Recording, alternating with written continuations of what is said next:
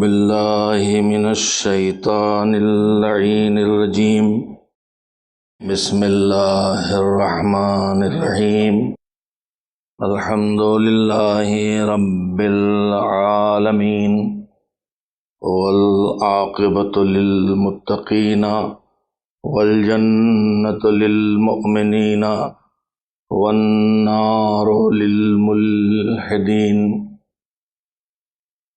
والصلاة والسلام على سید الانبیاء والمرسلین سیدنا و نبینا و شفیعنا ابی القاسم محمد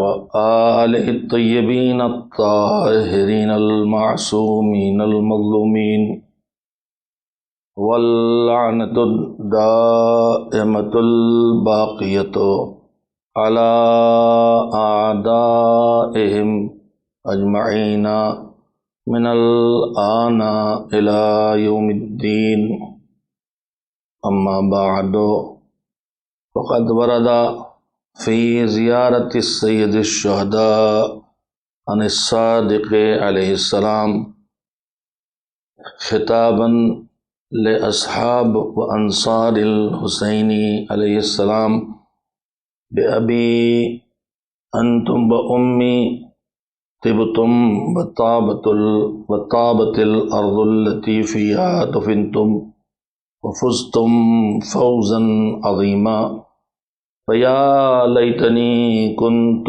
معکم فافوز معکم۔ صلوات بھیجیں محمد و آل محمد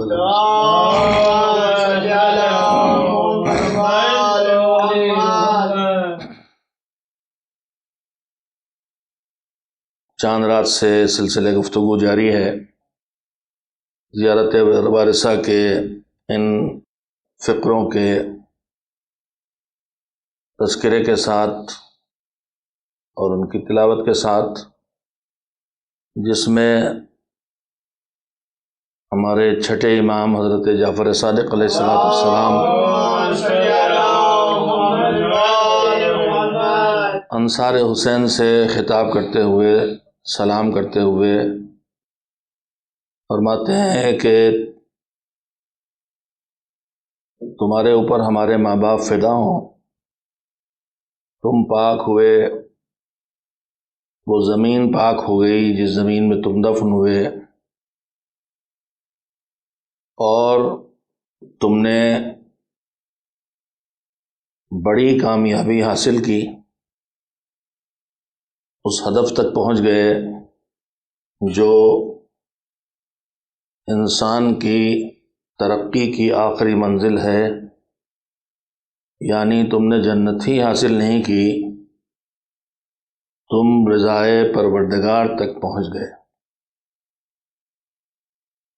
اپنی جان دے کے، اپنی اولاد دے کے، اپنا سب کچھ دے کے تم نے بڑی کامیابی حاصل کی ہے، تم نے کھویا کچھ نہیں ہے، تم نے پا لیا ہے وہ سب جس سے زیادہ کچھ نہیں ہے، اور وہ ہے اللہ کی خوشنودی۔ کامیاب ہوئے تم، کاش میں بھی تمہارے ساتھ ہوتا تو میں بھی تمہارے ساتھ کامیابی کی منزلیں طے کرتا۔ عنوان گفتگو قرار دیا گیا ہے لبیک یا حسین، یعنی ہر عزادار اپنی زبان سے جب یہ جملے کہتا ہے تو اس سے کیا مراد ہے، اور اس کے ذہن میں جو لبیک یا حسین کہہ رہا ہے اس کے ذہن میں کیا باتیں ہونا چاہیے، اور لبیک یا حسین کہنے کے لیے اپنے اندر کون سی خوبیاں پیدا کرنا ضروری ہے، اور کن برائیوں سے خود کو بچانا ضروری ہے تاکہ زبان سے نکلے ہوئے الفاظ نہ رہ جائیں، بلکہ جب وقت کا حسین یعنی حضرت مہدی منتظر عجل اللہ تعالی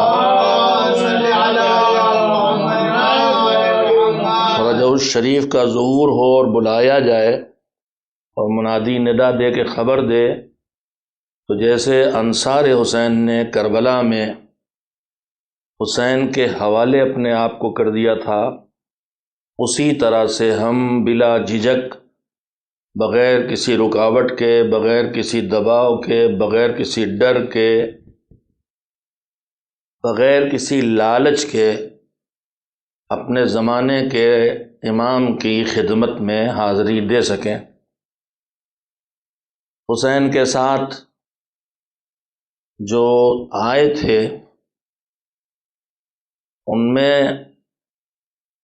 جو واپس چلے گئے ان میں ایک بڑی تعداد ان کی تھی جو صرف اس لالچ میں آئے تھے کہ لوٹ کا مال ملے گا۔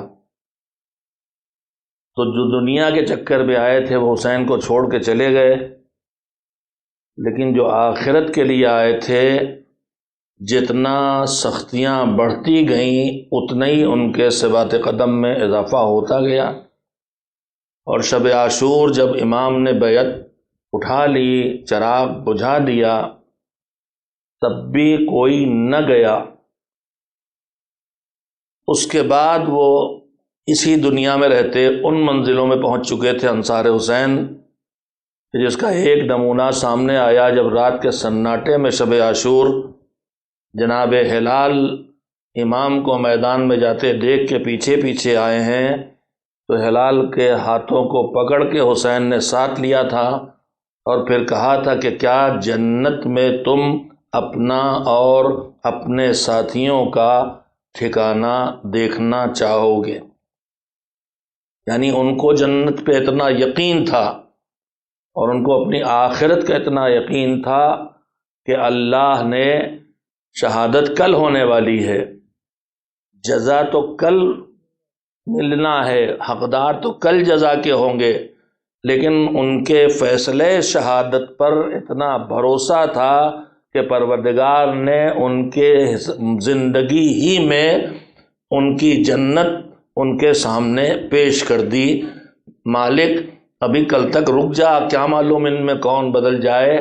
کہا نہیں، اب یہ وہ انصار ہیں جو صرف اور صرف حسین کے ساتھ آئے ہیں اس مقصد کے لیے جس مقصد کے لیے حسین آئے ہیں، اور وہ مقصد ہے اللہ کی رضا کا حصول، وہ مقصد ہے پیغمبر کے دین کی حفاظت کا انتظام۔ اب ان میں سے کوئی واپس جانے والا نہیں ہے۔ ایک صلوات بھیجے محمد و آل محمد۔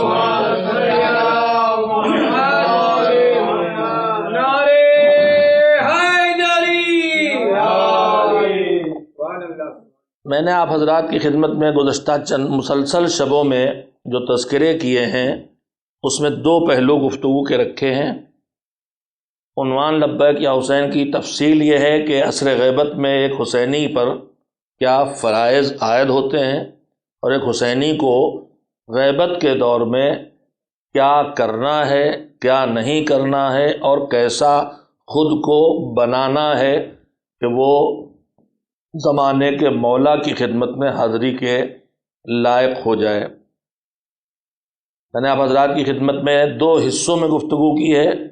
ایک حصہ یہ تھا کہ پروردگار عالم نے عزاداری امام حسین علیہ السلام کے بقا کے لیے اور اس کے پھیلاؤ کے لیے جو انتظام کیا ہے، وہ انتظام کسی اور عبادت کے انجام دینے کے لیے مشکل سے دکھائی دیتا ہے۔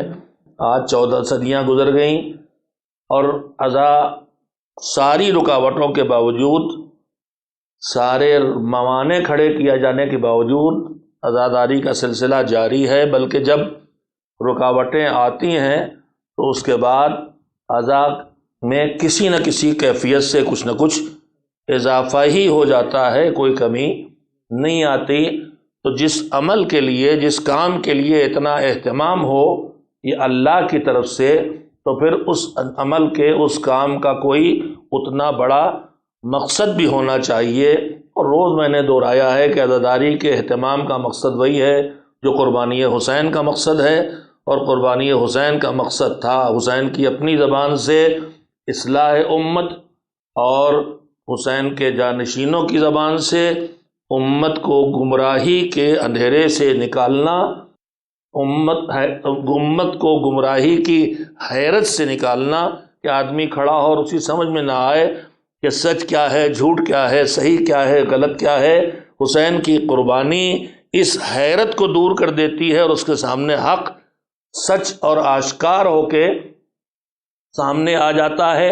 اور اسی کے ساتھ ساتھ حسین کی قربانی کا مقصد یہ بھی ہے کہ امت کو جہالت اور بے خبری اور اگنورینس سے نکالا جائے اور اسے نالج اور علم تک پہنچایا جائے۔ یہ مقاصد عزاداری ہیں۔ میرے عزیزو، آج جو باتیں کہنا چاہتا ہوں، دو گفتگو کے دو پہلو میرے، ایک جو میں نے کل سے گفتگو صراحت سے زیادہ شروع کی ہے کہ وہ کون سی خوبیاں اور کمالات تھے جن خوبیوں اور کمالات کی وجہ سے انصار حسین کے ساتھ رکے رہے، اور ان خوبیوں اور ان کمالات میں سے وہ کون سی خوبیاں اور کمالات ہیں جن کو خصوصی طور پر خود حسین علیہ السلام نے یا ان کے بعد کے ائمہ طاہرین نے اہمیت دی ہے اور لائق تذکرہ قرار دیا ہے۔ کل میں نے عرض کیا تھا کہ میں نے دو تذکرے کیے تھے، ایک فقیہ ہونا، دین کا شعور کے ساتھ پورے دین کو سمجھنا، یہ وہ کمال ہے کربلا میں جس کمال پر حسین نے خصوصی دعوت نامہ دے کے بلایا ہے، اور جس کمال پر مجھے کربلا میں آنے والے مجاہدین میں کسی اور کی تاریخ میں پڑھنے کو نہیں ملتا ہے کہ جب وہ پہنچا ہو کربلا تو فاطمہ کی بیٹی نے، علی کی رخت جگر نے، جو چوتھے امام کی زبان میں خود عالمہ غیر معلمہ ہے، وہ عالمہ کسی کو سلام کہلائے سوائے حبیب ابن مظاہر کے۔ تو آپ اندازہ لگائیے، جو خود عالمہ غیر معلمہ ہے اور جو اپنے وقت کی علی ہے، جب کوفے میں بولتی ہے تو جو نابینا سن رہے ہیں، جو چہرہ نہیں دیکھ رہے، انہوں نے کہا کیا قیامت آ گئی ہے؟ کیوں؟ کہا کوفے میں پھر سے میں علی کو سن رہا ہوں۔ وہ زینب جب کسی کو سلام کہلائے تو یہ احترام کی کون سی منزل ہوگی؟ خالی سلام نہیں کہلایا ہے، روایت کہتی جناب فضہ کے ذریعے خوشبو بھیجی ہے، جو دو عرب کلچر میں اس وقت کسی کے احترام کا اعلیٰ ترین نمونہ ہوتا تھا کہ انہیں خوشبو بھیجی کہ اس سے اپنی ریش کو معطر کرو۔ تو یہ احترام کس کو نصیب ہوا؟ جسے حسین فقیہ کہہ رہے ہیں۔ میں بار بار ایسی باتیں اس لیے دہراتا ہوں کہ اے میرے جوانوں، اے حسین کے عزاداروں، کچھ شیطانوں کے بہکائے میں آ کے جس فقیہ کو حسین سلام کہلاتے ہیں، انہی نسل سے وہی فقاہت جو آج جس کے پاس آئی ہے، ان فقہا کا احترام کرنا سیکھو۔ یہ اس لائق ہیں کہ انہیں عالمہ غیر معلمہ بھی سلام کہتی ہے۔ دوسرا میں نے نمونہ پیش کیا تھا کہ ہو سکتا ہے ہم مایوس ہو جائیں کہ ہم وہاں ان منزلوں پہ کہاں پہنچیں گے، ہم گنہگار لوگ ہیں، ہم پست لوگ ہیں، ہماری نیکیاں لائق تذکرہ نہیں، ہماری زندگی گناہوں سے بھری، ہم دنیا پرست ہیں، ہم سے واجبات نہیں ہو رہے، ہم کہاں ہیں، اس لائق نہیں لگتے۔ مگر کربلا ایسے کو بھی مایوس ہونے سے بچاتی ہے۔ جو دوسرا امتیازی سلوک دکھائی دیتا ہے وہ جناب حر کے ساتھ دکھائی دیتا ہے۔ تیسرے امام کے امتیازی سلوک ہے کہ پیشانی پر مادر گرامی کے معصوم ہاتھوں کا بنا ہوا رومال باندھ کے بتا دیا کہ اس کی توبہ ایسی قبول ہوئی ہے کہ اب یہ عصمت کے ہاتھوں کا بنا ہوا رومال اس کی پیشانی بھی باندھا جا سکتا ہے۔ اور پھر جب شہداء کی لاشیں دفن ہونے لگیں تو ان کا مزار اور ان کی قبر اور ان کا روضہ الگ بنا کے سید سجاد نے بتا دیا کہ جو کسی لمحے اپنی آخرت بچانے کے لیے دنیا کو ٹھوکر مار کے حسین کی طرف چلا آئے تو پھر وہ اس امتیازی نشان کا حقدار بن جاتا۔ یہ دو تذکرے میں آپ کی خدمت میں کر چکا۔ آج ہمارے کلچر کے اعتبار سے جو عزاداری کے لیے ہمارے بزرگوں نے ایک سلیقہ اختیار کیا ہے، اس اعتبار سے 5-6 محرم سے خانوادہ حسین، خانوادہ پیغمبر کے شہداء کا تذکرہ شروع ہوتا ہے۔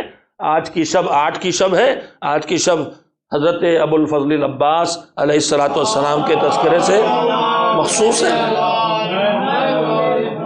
میں تھوڑا وقت اسی لیے لوں گا کہ اپنے نوجوانوں کو جو ان کا علم انتہائی محبت سے اٹھاتے ہیں، انتہائی جذبات کے ساتھ اٹھاتے ہیں، وہ تھوڑا سے ابو الفضل العباس کو پہچانے بھی۔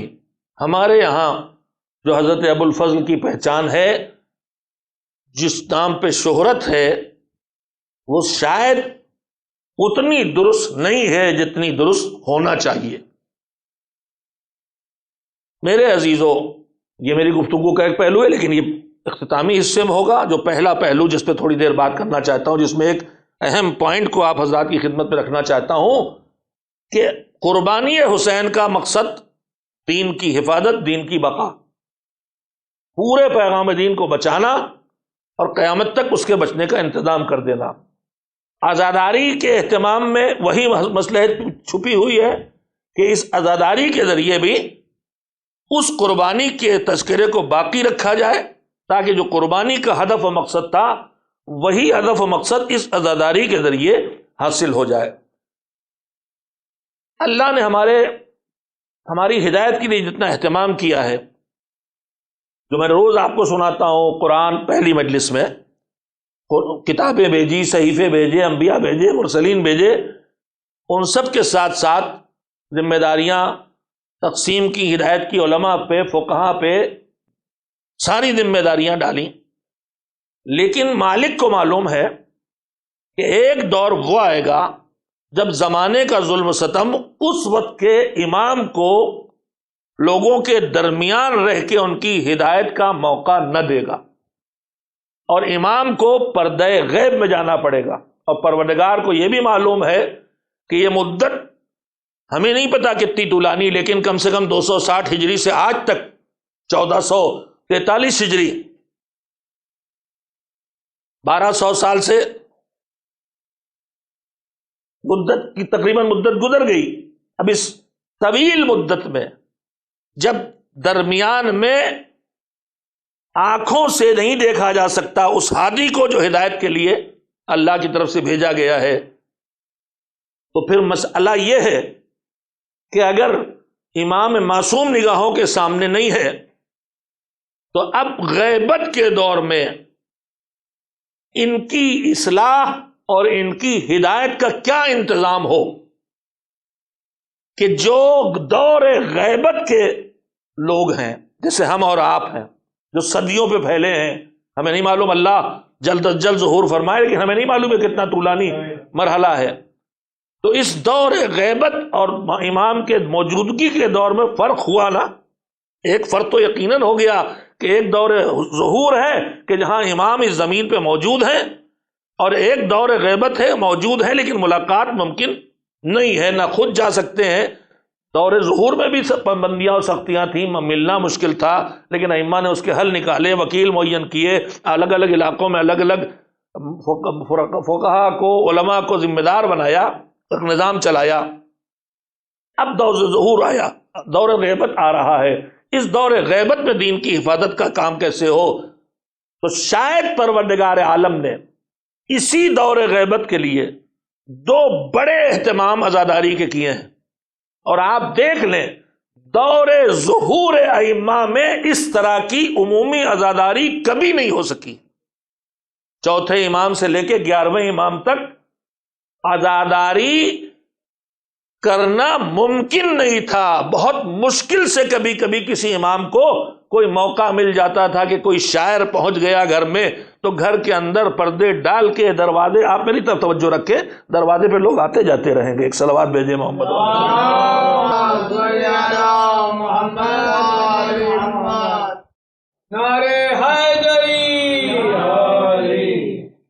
اگر آپ تاریخ پہ نظر ڈالیں تو دور ائمہ میں وہ سخت ترین دور تھا جہاں کربلا میں قبروں کے نشان تک مٹانے کی کوشش کی گئی ہے، اور اگر کوئی قبر تک جانا چاہتا تھا تو اس کی جان کا پتہ نہیں تھا کہ زندہ سلامت پہنچے گا یا زندہ سلامت واپس آئے گا کہ نہیں آئے گا۔ ان ادوار سے بھی گزرا کہ گھر میں علی اور حسن اور حسین نام نہیں رکھے جا سکتے، ان سختیوں سے دور ظہور میں گزرا ہے۔ تو اس وقت ظاہر ہے نہ جلوس، نہ جلسہ، نہ گلی میں آ کے حسین کا تذکرہ، نہ دروازے پہ کوئی ایسی پہچان کہ جو حسینی ہونے کا، علوی ہونے کا، کربلائی ہونے کا کی پہچان دے دے۔ زیادہ تر دور تقیہ تھا۔ بڑی مشکل سے کچھ ائمہ کی زندگی میں چھوٹے چھوٹے تذکرے ایسے مل جاتے ہیں کہ جب ان کے گھر میں، وہ تو جب محرم آیا، عاشور آیا، وہ گھر کے اندر کی ریا بھی کر رہے ہیں، ان کی اولاد وہ رو بھی رہے ہیں، وہ سب کچھ کر رہے ہیں، لیکن دوسرے جو گھر کے باہر ہیں ان کی موجودگی میں سب سے چھپا کے جو ہو سکتی ہے وہ مجلس، وہ بھی مشکل سے دیکھنے کو ملتی ہے۔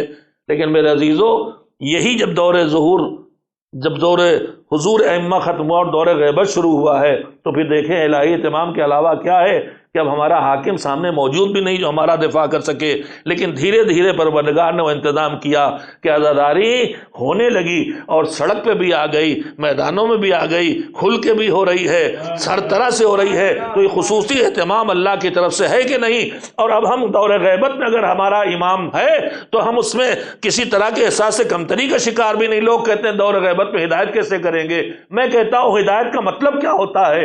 ہدایت کا مطلب یہی تو ہے کہ بگڑے راستے سے سیدھے راستے پہ آدمی آ جائے۔ تو میں تو کسی طرح سے غیبت سے، احساس سے کمتری کے شکار نہیں ہوں، اس لیے کہ میں نتیجے بھی نگاہ رکھنا ہو طریقہ کار پہ نہیں۔ دور ظہور ائمہ میں 11 امامے کے دور میں شیعوں کی آبادی کتنی تھی اور آج دور غیبت میں کتنی ہے؟ تو جو گنتیوں پہ گنے جا سکتے تھے آج وہ دور غیبت میں ملین میں پہنچ چکے ہیں۔ تو بتاؤ دور ظہور میں کے مقابلے میں دور غیبت میں طاقت بڑھی ہے کہ گھٹی ہے؟ تو بڑھی ہے، تو پھر ہمیں کوئی احساس کمتری نہیں۔ دور غیبت میں بھی امام ہمارا ان کام کو انجام دے رہا ہے۔ تو عزیزوں، میں جلدی سے بات کو کہہ کے مکمل کروں تاکہ دوسرے رخ پہ بات کر سکوں۔ اللہ نے دور غیبت میں ہدایت کے لیے 2 خصوصی انتظام کیے، ایک عزاداری کا اہتمام اور دوسرا اماموں کی جانب سے، نویں امام کے دور سے بات شروع ہو گئی تھی، اور وہ اہتمام تھا کہ امام کی عدم موجودگی میں فقہا کی طرف رجوع کرنا۔ اور یہ خود ایک صلوات بھیجیں محمد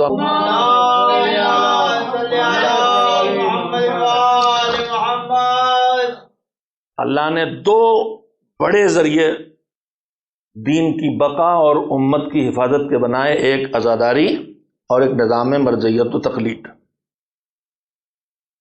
اور اگر آپ غور کریں گے تو اس وقت جو سب سے زیادہ حملہ ہے وہ انہی 2 چیزوں پہ، ایک نظام مرجعیت کے خلاف ہے، کبھی انہیں بدنام کر کے، کبھی نظام تقلید و مرجعیت خلاف میں نئے نئے نظام پیش کر کے، چاہے وہ خالی نام کے ہوں۔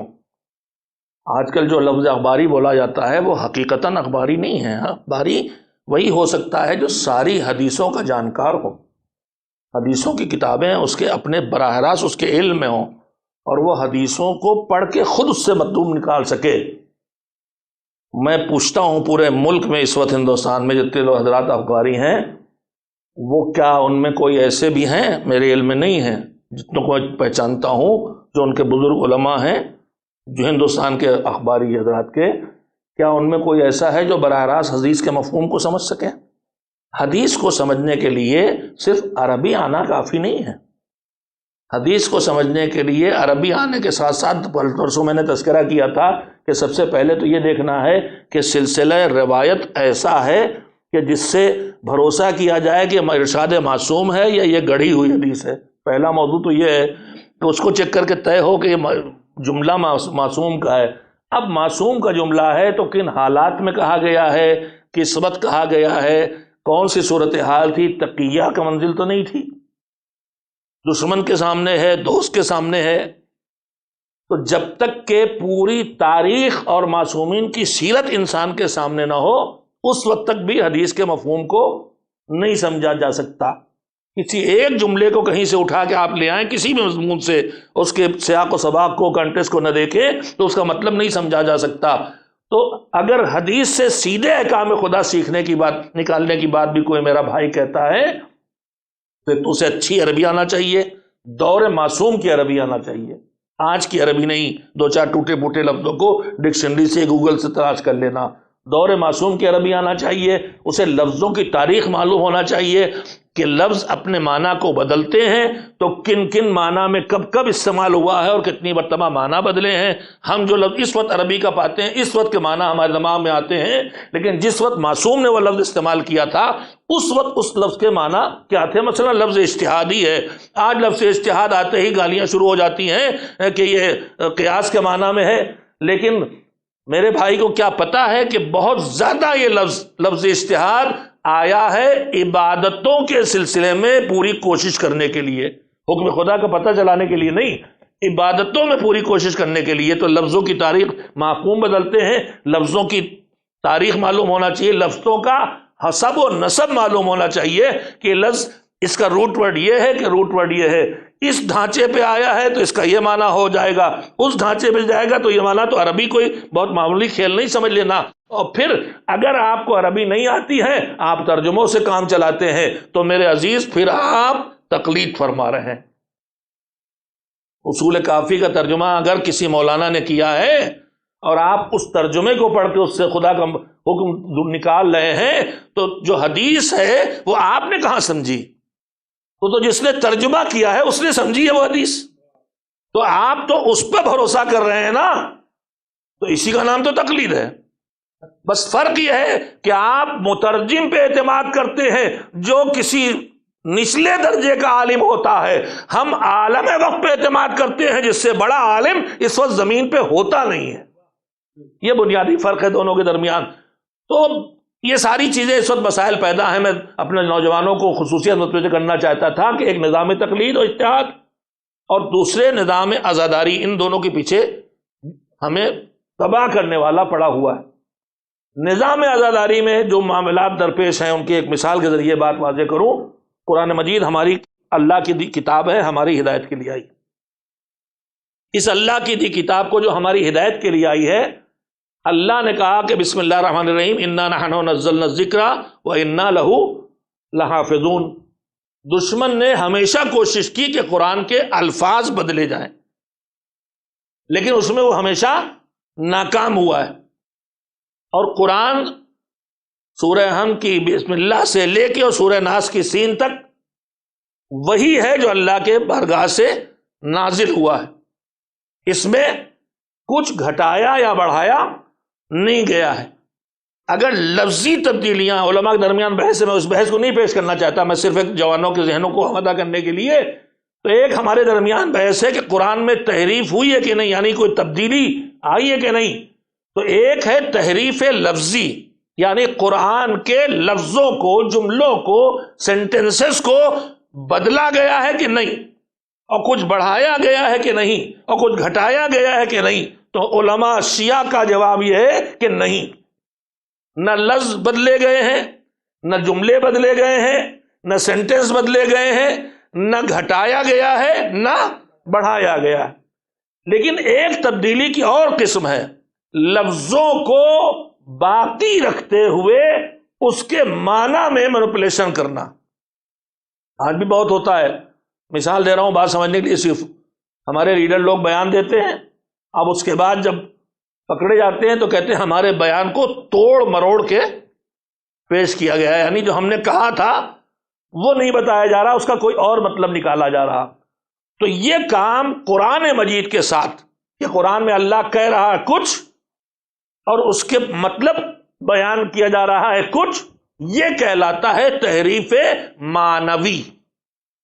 یعنی الفاظ تو نہیں بدلے لیکن معنی بدل دیے گئے اور اللہ کی بات لفظ کے باقی رہتے ہوئے بھی بدل گئے۔ یہ ہے قرآن میں اور بہت کیا گیا۔ میں اس کی سادہ سی مثالیں دے دوں۔ قرآن مجید میں آیہ ولایت ہے، بسم اللہ الرحمن الرحیم انما ولیکم اللہ ورسولہ والذین آمنوا الذین یقیمون الصلاۃ ویؤتون الزکاۃ وہم راکعون۔ تمہارا ولی اللہ ہے، رسول ہے، اور وہ صاحبان ایمان بندے ہیں، نماز پڑھتے ہیں اور نماز میں نماز قائم کرتے ہیں اور حالت رکوع میں زکوٰۃ دیتے ہیں۔ تو ولی اللہ ہے۔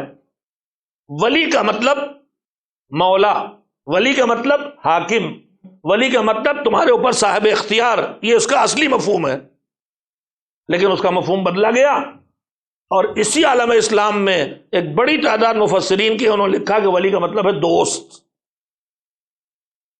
کہ تمہارا مراد دوست ہے، تمہارا دوست ہے اللہ، تمہارا دوست ہے رسول، اور تمہارا دوست ہے وہ جو نماز قائم کرے، حالت رکوع میں زکوٰۃ دے۔ اب یہ ولی کے مطلب کو دوست سے بدلنا یہ تحریف معنوی ہے۔ میں ایک مثال اس کی اور دے دوں، تھوڑی سی بات واضح ہو جائے۔ صلوات بھیجیں محمد و آل محمد پر۔ تحریف معنوی کی مثال دے رہا ہوں۔ میدان غدیر میں رسول اللہ صلی اللہ علیہ وسلم نے مولا علی کے لیے اعلان کیا، من کنتو مولا ہو فہذا علی مولا، جس کا اس سے پہلے پیغمبر نے پوچھا بھی کہ الستو اولا بکم من انفسکم، کیا میں تمہارے اوپر تم سے زیادہ اولا نہیں ہوں؟ یہ تو پیغمبر نہیں پوچھ رہے تھے کہ تم سے زیادہ تمہارا دوست نہیں ہوں، تمہارے اوپر تم سے زیادہ صاحب اختیار ہوں کہ نہیں؟ سب نے کہا قالوا بلا یا رسول اللہ، سب نے کہا ہاں آپ کا اختیار ہمارے اوپر ہے، ہم اپنے ہاتھوں سے اپنا گلا کاٹ دیں ہمیں اختیار نہیں ہے، لیکن اگر آپ کہیں تو پھر ہمیں گلا کٹوانا پڑے گا، تو آپ کا اختیار ہمارے اوپر ہم سے زیادہ ہے۔ اس کے بعد کہا کہ جو میں جس کا مولا اس کے علی مولا، لیکن اس کی ایک تعویل ہوتی ہے کہ مولا سے مراد دوست ہے۔ اب آگئی بات، ایک چھوٹی سی بات سنا دیں۔ ابھی اسی سال میں پڑھ رہا تھا، علماء افغانستان میں کوئی عالم ہے جو تحقیق کر کے در اہل بیت تک پہنچ گئے، اور انہوں نے اس سمجھ لیا کہ من کنتو مولا کے معنی کیا ہیں، حاکم کے ہیں۔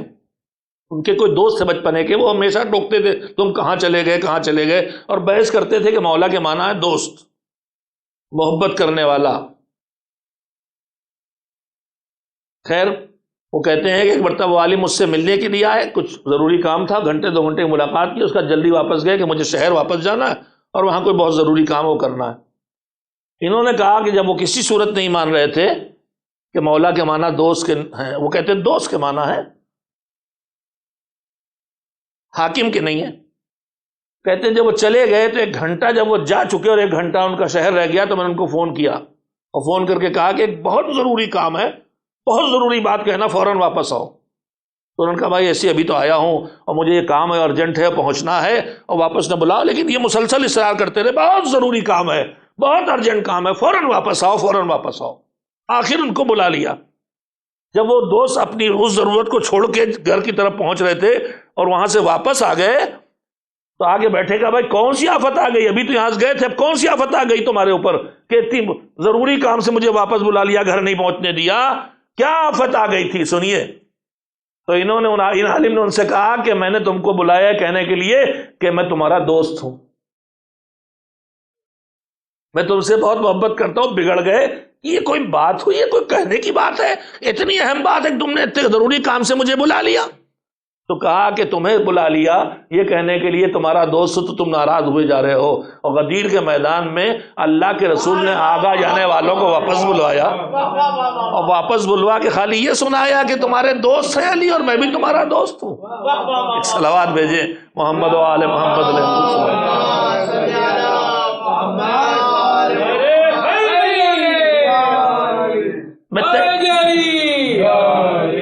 میں دراصل اس وقت صرف آپ سے کہنا چاہتا تھا کہ تحریف کی دو قسمیں ہیں، ایک تحریف لفظی، تحریف یعنی بدل دینا، اور ایک تحریف معنوی۔ قرآن مجید کے لفظوں کی تبدیلی تو اللہ کی گارنٹی ہے کہ کوئی دشمن کبھی نہیں کر سکتا، کہ اصل قرآن موجود رہے گا، لیکن شروع سے آج تک قرآن کی آیات کا مطلب بدلا گیا ہے، اور یہ کام پیچھے یہودیوں کے دور سے چلا آ رہا ہے۔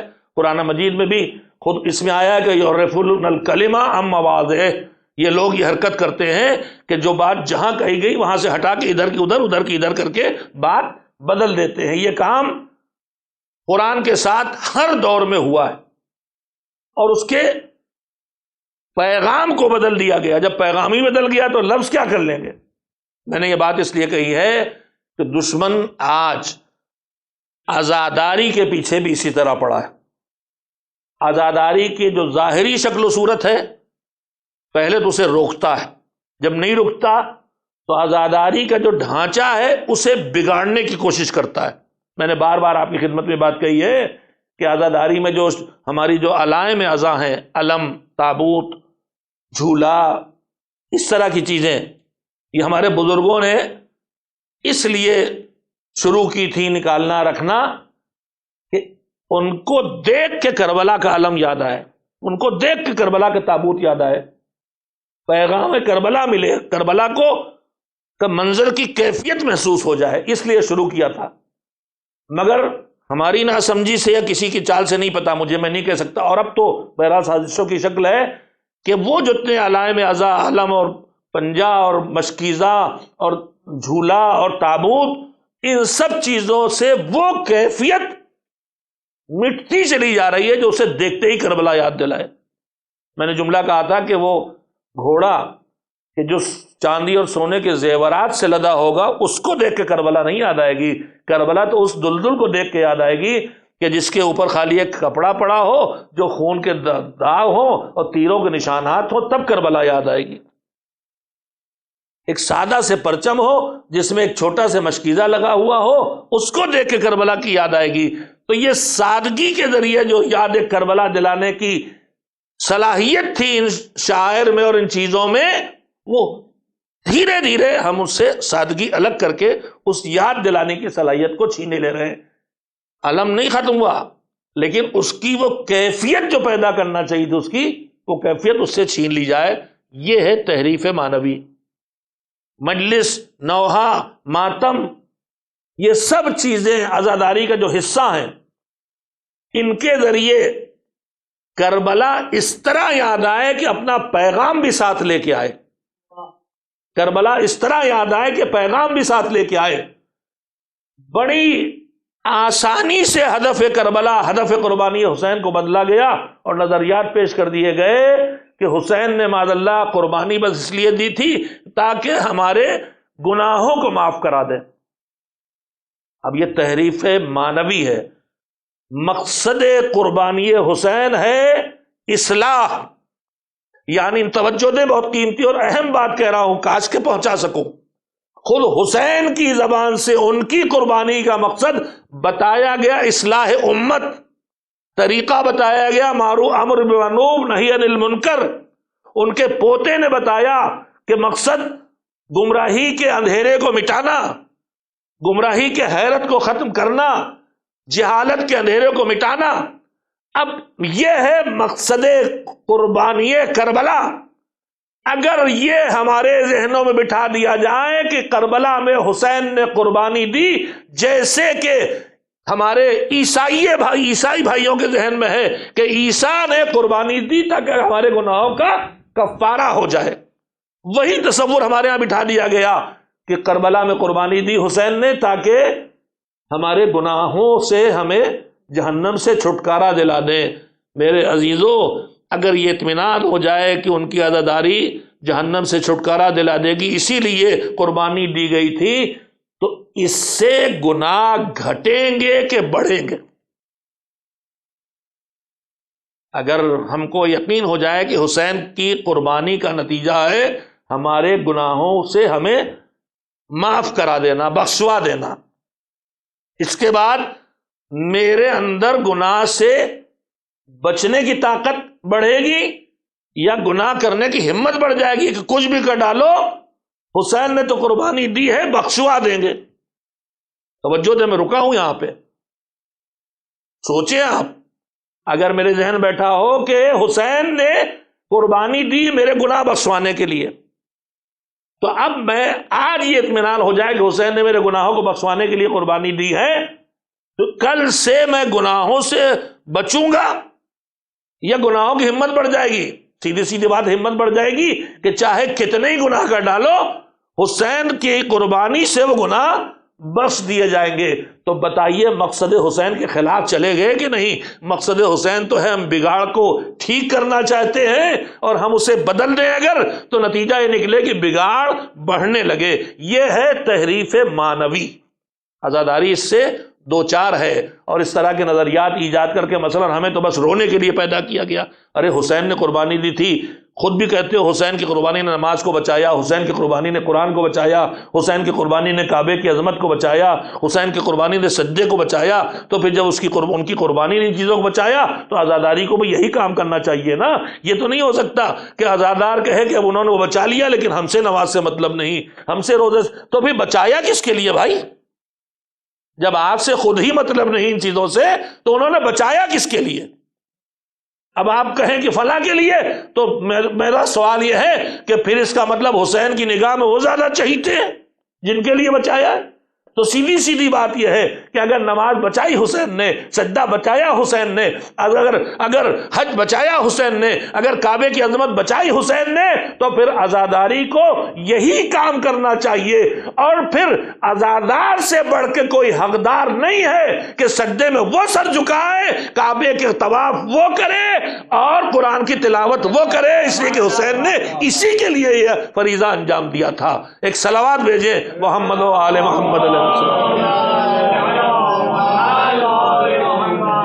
میں اتنا وقت اس گفتگو میں نہیں لینا چاہتا تھا، دوسرے پہلو پہ بھی بات کم رہ جائے گی میرے عزیزوں۔ دوسرا پہلو میرا یہ تھا لبیک یا حسین کہنے کے لیے ہمیں وہ صفات اور وہ ہنر اور وہ کمالات اور وہ فضیلتیں اپنے اندر پیدا کرنا ہوں گی جو کمالات پیدا ہوئے تو کربلا آبے کے انصار حسین تک پہنچے اور اپنے سب کچھ نچھاور کر کے حسین کے کا ساتھ دیا اور ان کے مقصد کو میں ان کی نصرت کی۔ عزیزو، ان میں سے ان کمالات میں سے وہ کمالات جو معصومین کی زبان پر جن کے تذکرے آئے یا معصومین نے اپنے برتاؤ کے ذریعے ان خوبیوں کو زیادہ اہمیت دی، ان میں سے دو کا تذکرہ میں نے کل کیا۔ ایک جنت و جہنم کے درمیان پا کے توبہ کی راہ پہ آن کے حر بن جانا، اور دوسرے دین کا شعور اور سمجھ، قرآن و حدیث سے براہ راست دین کو مکمل طور پہ سمجھنے کی صلاحیت پیدا کر کے فقیہ بن جانا۔ آج چونکہ ہمارے علمدار حسینی سقائے سکینہ حضرت ابو الفضل عباس علیہ السلام کی شہادت کے تذکروں کی شب ہے، اس لیے میں نے کچھ وہ امتیازات جو کربلا والوں کے کمالات میں وہ امتیازی صفت کہ جو حضرت ابو الفضل کو حاصل ہے۔ میں نے کسی دن یہ جملہ کہا تھا کہ حسین کے اس لشکر میں فقیہ حبیب بھی ہیں، قاری مسلم بھی ہیں، حافظ قرآن بھی ہیں، عبادت گزار ترین لوگ بھی ہیں۔ یہ فضائل اور کمالات والے لوگوں کا مجموعہ ہے، مگر مذہب اہل بیت میں جب کسی کو کہیں سردار بنایا جائے تو ہمارا معیار یہ ہے کہ جو سردار بنایا جاتا ہے وہ جن کا سردار بنتا ہے ان سے زیادہ صاحب فضیلت ہوتا ہے۔ ہماری دلیل بھی یہی ہے کہ علی خلیفہ ہونے کے حقدار ہیں، اس لیے کہ تمام اصحاب میں علی ہی سب سے زیادہ علم والے بھی ہیں، علی سب سے زیادہ شجاعت والے ہیں، علی سب سے زیادہ سخاوت والے ہیں۔ تو چونکہ یہ سب سے افضل ہیں لہذا کسی کمتر کو ان کے اوپر حاکم نہیں بنایا جا سکتا۔ یہ دلیل ہے مولا علی کے خلیفہ رسول ہونے کی دلیلوں میں سے ایک دلیل، لیکن اس کا جواب میں شارح نہج البلاغہ ابن ابی العزیز معتزلی جیسے پیدا ہوئے اور اپنی ٹیڑھی سوچ کو اللہ کی طرف جڑ دیا، اور انہوں نے شرح میں لکھ دیا کہ حمد اس اللہ کی کہ جس نے مفضول کو یعنی جو کمتر ہے افضل پر جو برتر ہے حاکم بنا دیا۔ اللہ نے تھوڑی بنایا بھائی، کہاں سے اللہ نے بنا دیا؟ خیر یہ باتیں اس وقت کرنے کی نہیں۔ تو مذہب اہل بیت کا پکا نظریہ اور ہر صاحب عقل اس بات کو قبول کرے گی۔ مثلا ایک کالج ہے، اس کالج میں ہر طرح کی صلاحیت کے ٹیچرز موجود ہیں، پروفیسر موجود، لیکچرز موجود ہیں، تو پرنسپل کس کو بنایا جائے گا؟ جو ان سب میں کمزور ہو؟ کس کو بنائیں گے؟ سب سے کمزور کو بنائیں گے، ان جیسے کو بنائیں گے، یا ان کا پرنسپل بنانے کے لیے کسی کو ڈھونڈ کے لائیں گے جو ان سب سے اونچا ہو؟ تو پوری دنیا میں نظام ہے کہ کہیں بھی کسی کو کسی کے اوپر مسلط کیا جائے تو اس کو ان سے اونچا ہونا چاہیے۔ اگر کربلا کے شہید کمال و فضائل کا مجموعہ ہے مفسر ہیں، محدث ہیں، قاری ہیں، حافظ ہیں، عبادت گزار ہیں، شجاع ہیں، فقیہ ہیں، تو ان میں اگر کسی کو منتخب کر کے ان کمالات کے مجموعے کے اوپر کسی کو سردار بنایا جائے تو وہ کتنا اونچا ہوگا، اور اس سردار کا نام ہے ابو الفضل العباس، جو مراحل فقہ میں حبیب سے اونچا ہو، جو مراحل عبادت میں مسلم نے اور سجد سے اونچا ہو۔ میں فقرے ہوا میں نہیں کہہ رہا ہوں، مجھے ابھی پڑھنے کو ملا۔ آدمی ہمیشہ اپنے علم میں اضافہ کر سکتا ہے، اور قرآن مجید میں دعا سکھائی گئی، رب زدنی علما والحقنی بالصالحین، مجھے ہمیشہ علم میں بڑھا، لیکن خالی علم میں قابلیت نہ دے، یہ علم عمل سے بدلے اور میں صالح بندوں میں شامل ہو جاؤں، خالی علم نہیں، صالح لوگوں میں علم کو عمل سے بدل کے وہاں تک پہنچ جاؤں۔ ابھی مجھے پڑھنے کو ملا رسول اللہ سے اپنے رشتے کو مولا علی نے بیان کیا تھا کہ زقنی رسول اللہ زقن زقا، جیسے ایک پرندہ ماں اپنے بچے کو دانا بھراتی ہے ویسے رسول اللہ نے مجھے علم بھرایا ہے۔ ہمارے نانیال میں ایک تھے مولانا ابو القاسم نقوی، بچپن میں ان کی مجلس سنی تھی، کچھ باتیں یاد رہ گئی، ایک صرف سنا دیتا ہوں کہ انسان کی مثال انسان سے دے دیتے کہ جیسے بچہ ماں بچے کو دودھ پلاتی ہے، لیکن کیسے دے دیتے، انہوں نے بہت وجہ بتائی تھی، اسی میں ایک یہ تھا کہ ماں جو دودھ پلاتی ہے وہ روٹی کھا رہی ہے، چاول کھا رہی ہے، پھل کھا رہی ہے، وہ سب بدل کے دودھ بنتا ہے اور بچے کے پیٹ میں جاتا ہے، الہی نظام ہے۔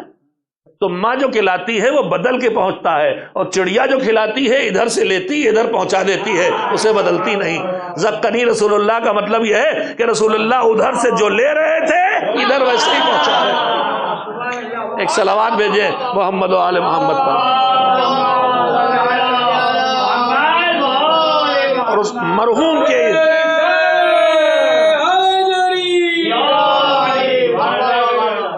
وقت میں گنجائش نہیں، 2-4 منٹ سے زیادہ ہو جائیں، مرحوم کے ایصال ثواب کی نیت سے پڑھ بھی رہا ہوں، اور آپ بھی ان کے دعا کریں۔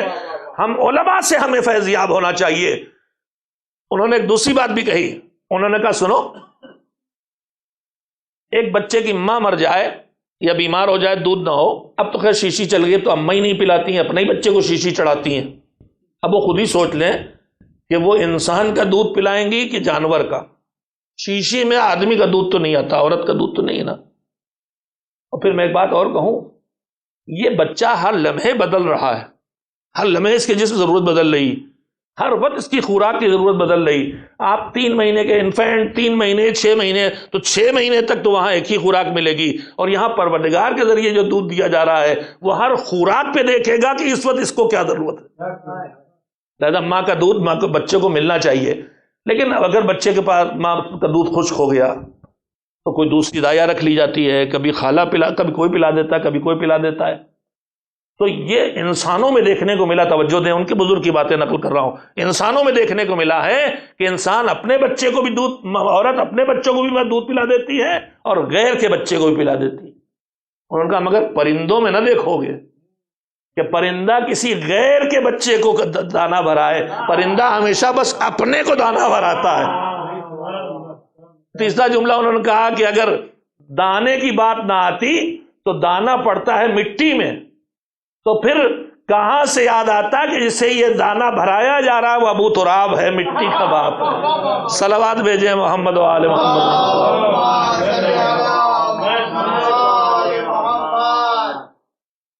مولا نے اپنے لیے بتایا کہ مجھے رسول اللہ نے علم بھرایا ہے، اور وہی مولا حضرت عباس کے لیے فرماتے ہیں کہ زکا العباس زک العلم زکن زکا۔ فرماتے ہیں، اب یہاں گرامر ہے تھوڑا سے، جب ہم کسی کام کے کرنے کی بات کرتے ہیں تو کبھی جو کرتا ہے اس کام کو اس کا نام ہمیں معلوم، ہم بتاتے ہیں، ہم کہتے ہیں وہاں فلاں صاحب نے مجلس پڑھی، اور کبھی ہمیں نہیں پتا ہوتا کہ کس نے پڑھی، مگر ہمیں پتا مجلس ہوئی، تو ہم کہتے ہیں مجلس پڑھی گئی، کس نے پڑھی ہمیں پتہ ہی نہیں، یہ ہم چھپا رہے ہیں، نہیں بتانا چاہتے۔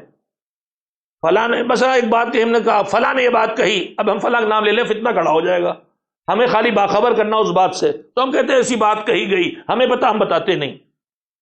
وہاں تو بتا دیا کہ رسول اللہ نے مجھے علم دیا، مگر یہاں جناب عباس کے لیے جب مولا کہتے ہیں تو کہتے ہیں العباس زق العلم زقن زقا، عباس کو ویسے علم بھرایا گیا ہے جیسے چڑیا کو دانا بھرایا جاتا ہے۔ یہاں نہ بتایا کہ کس نے بھرایا، شاید وجہ یہ ہوگی کتنے نام گنائے، عباس تو جدھر جائے انہیں ایک علم دینے والا موجود ہے، باپ کی گود میں آئے تو باپ موجود ہے، ماں کی گود میں جائے تو ماں، بھائی کے پاس جائیں تو بڑا بھائی موجود ہے، دوسرے بھائی کے پاس جائیں تو موجود ہے، اور پھر اس گھر میں فرشتوں کی بھی آمد و رفت رہتی ہے، پتہ نہیں کس نے انہیں علم دیا ہے۔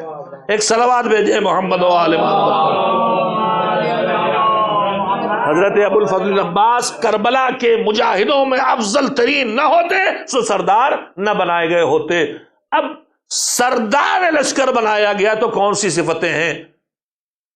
معصومین کی زبان سے، میرے پاس وقت ختم ہو گیا، تھوڑا سے صفتیں تو مجھے پیش ہی کرنا ہے، کل پیش کروں گا۔ سنیے، اسی زیارت وارثہ میں امام صادق علیہ السلام کی زیارت کی زبان سے کلمات ادا ہوئے ہیں۔ امام نے زیارت میں پڑھا السلام علیکہ ایھا العبد الصالح المطیع للہ ولرسولہ۔ صفتوں کا بس ایک سلسلہ، ایسے کئی جملے ہیں۔ سلام ہو تم پر، کس پر؟ العبد، بندہ ہونا اتنا بڑا شرف ہے کہ پیغمبر گرامی جو افضل الکائنات ہیں، جب ان کے لیے تشہد پڑھا جاتا ہے تو وہاں بھی پہلے عبدیت کی ڈگری کی بات آتی ہے، بعد میں رسالت کی ڈگری کی بات آتی ہے۔ اشہد ان محمدن، کل میں انشاءاللہ اس عبدیت کے بارے میں بات کروں گا، اس لیے کہ جب تک یہ صفت ہمارے اندر پیدا نہیں ہوگی اس وقت تک ہم لبیک یا حسین کو عملی شکل دینے کے قابل نہ ہو سکیں گے۔ عبادت اور ہے، عبدیت اور ہے، عابد ہونا اور ہے، عبد ہونا اور ہے۔ گفتگو ہوگی انشاءاللہ، اشارے آپ کے لیے خدمت میں حاضر ہیں۔ العبد ہونا بھی کافی نہیں، الصالح، المطیع، تین صفتیں۔ اس کے بعد انہی زیارتوں میں جائیں تو پھر آپ کو دیکھنے کو ملے گا ایھا اخ المواسی۔ عباس کے اندر مواسات کی صفت پائی جاتی ہے، تشریح نہیں کروں گا، صرف گنتی گنا رہا ہوں۔ انہی معصومین کے ارشادات میں جائیں تو پھر آپ کو دیکھنے کو ملے گا کہ کون سی امتیازی صفات بیان کیے۔ ان میں سے ایک صفت یہ ہے کانا امن العباس، ہمارے چھٹے امام کا ارشاد، کانا امن العباس صلب الایمان، ہمارے چچا یعنی دادا، ہمارے ہاں جس کو ہم جب ایک پشت اوپر جائے دادا کہتے ہیں، لیکن وہاں چاہے کتنی پشتیں اوپر ہو، باپ کا باپ تو دادا ہے، لیکن یہ سب چچے ہی کہلائیں گے۔ کانا امن العباس نافذ البصیرہ وصلب الایمان، دو بڑی صفتیں جس پر کل گفتگو ضرور کروں گے انشاءاللہ۔ یہ دو صفتیں پیدا ہو جائیں تو انسان لبیک یا حسین کی عملی شکل دینے کے قابل ہو جائے گا۔ فرمایا ہمارے چچا عباس کیسے تھے جانتے ہو؟ ہمارے عباس کیسے تھے؟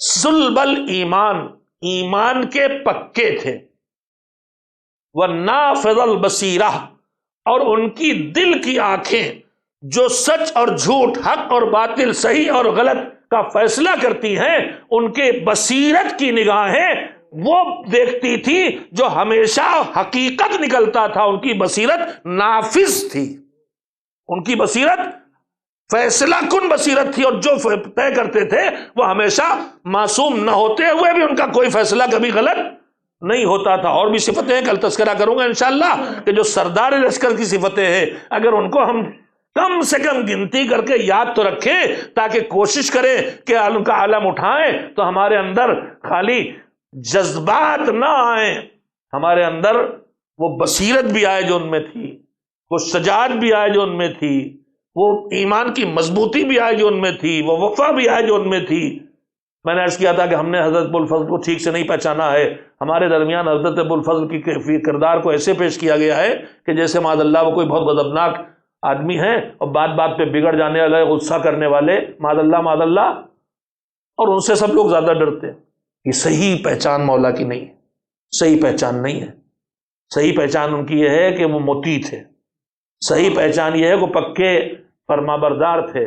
صحیح پہچان یہ ہے کہ اپنے آقا کے آگے ان کے نہ کوئی جذبہ تھا نہ کوئی بات تھی، ان کی اپنی الگ سے کوئی فکر نہیں تھی. جو فکر حسین وہی ان کی فکر، جو حسین کی تمنا وہی ان کی تمنا، جو حسین کی خواہش وہی ان کی خواہش. ابھی میں نے پچھلی مجلس میں کہا تھا، ورنہ جسے ساری زندگی ہر طرف یہ سننے کو ملا ہو کربلا کے لیے پالے گئے ہو، کربلا کے لیے پالے گئے ہو، اور اسے میدان جنگ میں جانے کی اجازت نہ ملے، مگر کبھی جو اصرار کیا ہو. جب کوئی لاش اٹھا کے لاتے ہیں ہر بار کہتے ہیں مولا آپ اجازت، اور پھر جواب میں وہ سننے کو مل جاتا ہے تم تو میرے لشکر کے سردار ہو. آپ اس صورتحال کو دیکھیں، یہ کوئی معمولی امتحان نہیں تھا. عباس کے لیے تلوار لے کے دونوں ہاتھوں میں لشکر پہ ٹوٹ پڑنا اور ان کو ٹکڑے ٹکڑے کاٹ کے اس لشکر میں ڈوب جانا اور لڑتے لڑتے شہید ہو جانا، یہ ان کے لیے سب سے آسان کام تھا.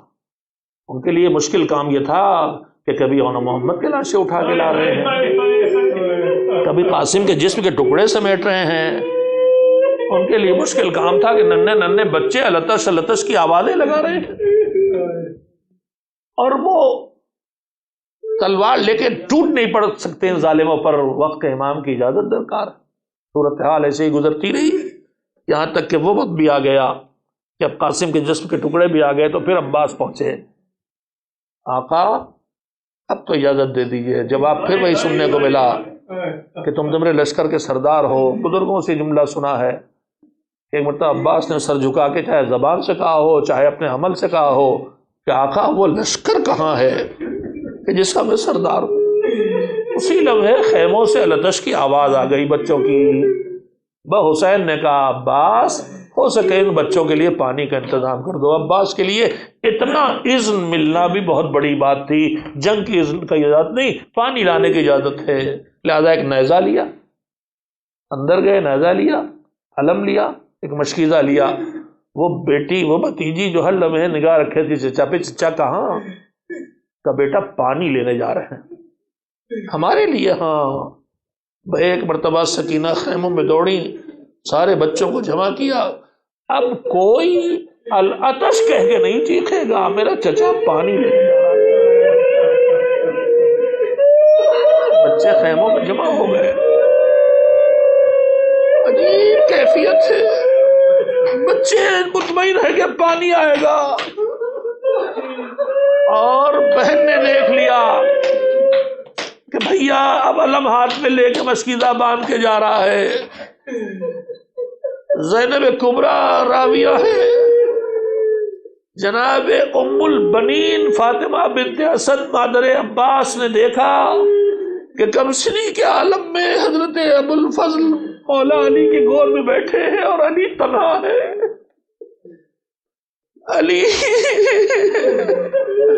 ننھے عباس کے بازوؤں پر سے آستین ہٹا کے اٹھا کے انہیں بوسہ دے رہے تھے اور رو رہے تھے. ام المؤمنین نے ہاتھ جوڑے، آقا یہ بچہ آپ کا پسندیدہ بچہ ہے گریا کے ساتھ. کہا ام المؤمنین یہ بازو کٹیں گے. ماتم ہوا یہ ایک روئے.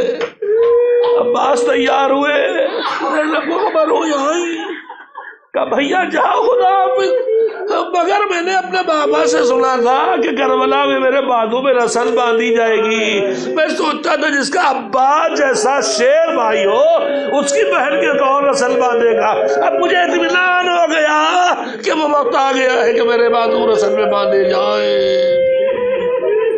نلے نلے بچوں نے حلقے میں لے کے چچا کو رخصت کیا. حسین نے بازو تھام کے اللہ کے حوالے کیا. شیر ٹوٹ پڑا لشکر پہ، ایک نیزے سے لشکر کو ہوا کی طرح اڑا دیا.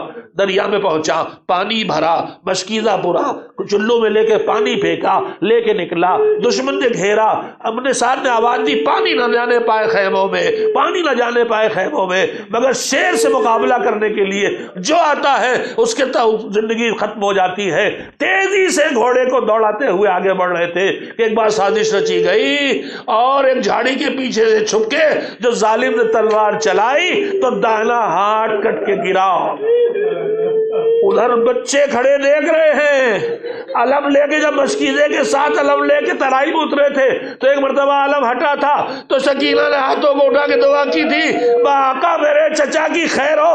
اب جو علم پھر نکلا تو پھر اطمینان ہوا، چچا آ گیا، ایک بار جھٹکا لگا میرے چچا کو خیر ہو، مگر علم بائیں ہاتھ میں مشکیزہ بھی پکڑ لیا، ایک مرتبہ پھر دوسری تلوار چلی، علم زمین پہ گرا، ادھر خیموں میں بے چینی بڑھ گئی، ادھر عباس نے جلدی سے مشکیزے کو دانتوں سے روکا، گھوڑے کو اینڈ لگائی، جلدی خیمے میں پہنچا، کسی ظالم نے ایک بار نشانہ لگا کے مشکیزے پہ تیر مارا، قلب عباس کو توڑا، خون بہا، عباس نے خیموں کی طرف سے رخ موڑ دیا، بغیر پانی کے نہ جائیں گے، ارے بغیر ہاتھ کے مجاہد کو گھیر لیا، گر سر پہ پڑا، بابا بھائی آقا کو سلام بھیجا، آقا تمہارے اوپر میرا سلام۔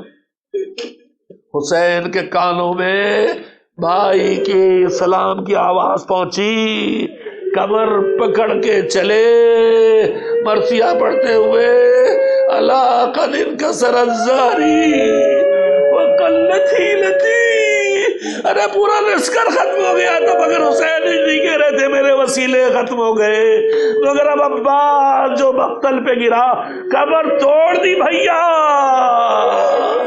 ارے میرے بھیا اب کوئی وسیلہ میرے پاس نہ رہ گیا، پھر مرثیہ پڑا، ارے جو آنکھیں ہیبت عباس سے جاگتی تھی اب وہ چین سے سوئے گی، اور جو آنکھیں عباس کے وقار کے سہارے اطمینان سے سوتی تھی اب وہ بے چین ہو کے نہ سو سکے گی، بس چند فکروں میں سن لے، پہنچے سرانے سر اٹھا کے رکھا، بھیا کیا حال ہے؟ کہا آقا ایک آنکھ میں تیر لگا ہے، ایک آنکھ میں سر کے زخم کا خون بھرا ہے، رخصتی کی منزل ہے، آپ کا خون پاک کر دے تاکہ جاتے جاتے آپ کی زیارت کر لیں، اور آقا وصیت یہ ہے کہ میری لاش کو خیمے میں لے کے نہ جائیے۔ حسین نے آنکھ سے تیر بھی نکالا، خون بھی صاف کیا، چہرے پہ نظر ڈالی، رخصت کے لیے تیار ہے۔ ہمیشہ اپنے بزرگ خطبہ سے جملہ سنتا آیا ہوں، چاہے احوال کی کیفیت ہو، حسین کی گود میں بھائی دم توڑ رہا ہے، آنکھوں سے بھائی کے چہرے کا نظارہ کر رہا ہے۔ ایک بار حسین نے کہا بھیا تم نے جو کہا وہ میں نے مان لیا، ایک چھوٹی سی فرمائش میری پوری کر دو۔ کہا وہ کیا ہے؟ کہا تم نے زندگی بھر مجھے آقا کہا ہے، ایک مرتبہ بھیا کہہ کے پکار لو۔